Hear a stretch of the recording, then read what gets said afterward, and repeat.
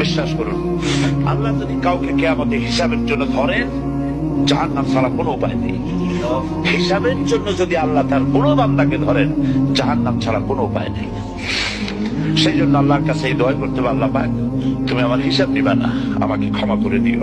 তুমি যদি কিয়ামতের দিন আমাকে প্রশ্ন করো যে যৌবন কাটাইছো কোন পথে, আমি তো জবাব দেওয়ার পথ রাখি নেই।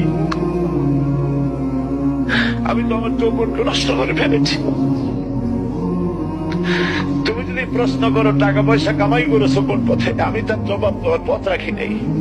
যদি প্রশ্ন করো কোন পথে খরচ করেছো, আমি সেটারও পথ রাখি নেই, নষ্ট করে ফেলেছি। তুমি আমাকে ক্ষমা করে দাও। সেজন্য আল্লাহর কাছে দোয়া করতে হবে,